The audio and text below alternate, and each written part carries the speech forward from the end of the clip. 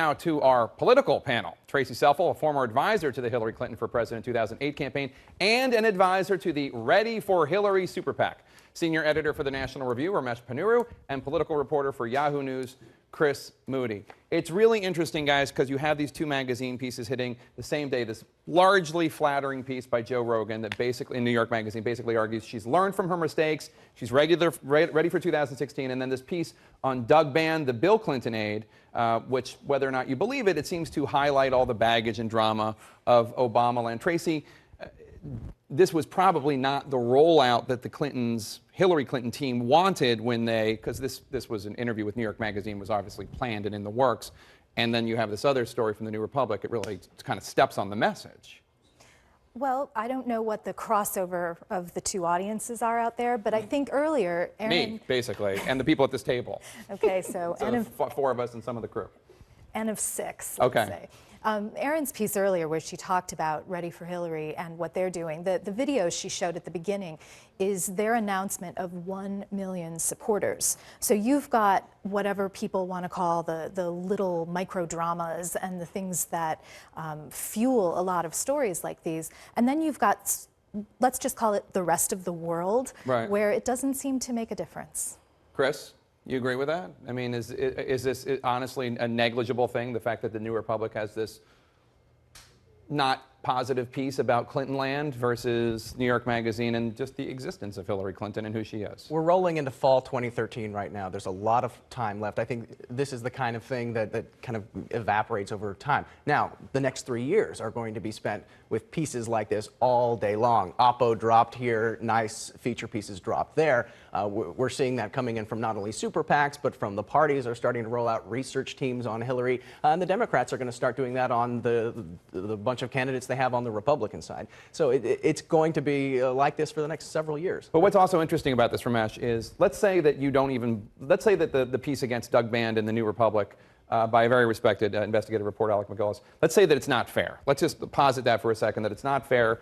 It still reveals that somebody out there is settling scores. Somebody in Clinton land has an axe to grind with Doug Band, and that's kind of the problem that has existed in the past with Clinton world, is all these people around them who take shots at each other instead of uniting.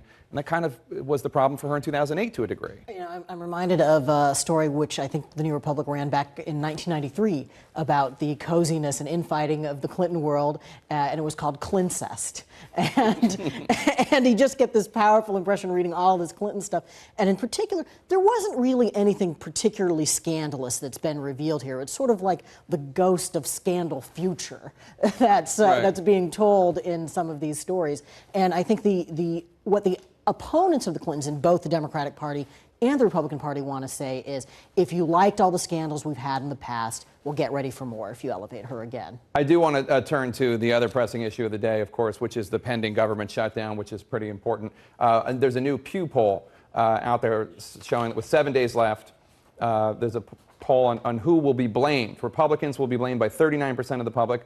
The Obama administration, 36% of the public. Both 17% of the public. This is certainly counterintuitive from the polls leading up to this. I have read before, Chris, including in an interview with the House Republican Party's own pollster, that Republicans would take the blame. It looks like it's shifting that maybe both sides will take the blame. Well, let's not put the cart before the horse here. There still hasn't been a government shutdown, and there most likely probably won't be. You don't think next so? Monday. I don't think so. I think they'll resolve it before the big fight is going to be in the debt ceiling in a couple of weeks. But no, this does buck the conventional wisdom. I think there is a general distaste with Washington, and they're just, you know, a pox on both your houses for both of these parties. But I think at the end of the day, Republicans want to push something that's been on the books for 3 years. They want to repeal it. Obamacare, and also has been deemed constitutional by the Supreme Court. I would imagine that most people would see the Republicans as responsible for that if it does come to it. Tracy, Democrats, do you feel that you have the stronger hand here?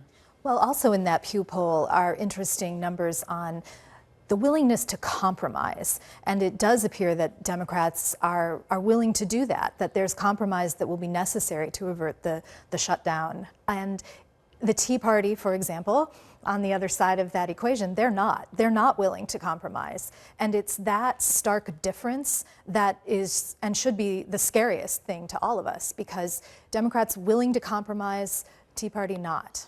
Ramesh, we only have about 20 seconds. What's your prediction? Are we going to have a shutdown this week, you think? I think over the last week, the momentum's been shifting against a shutdown, but it's too soon to say. You could still have it. It's close. It's a close call right now.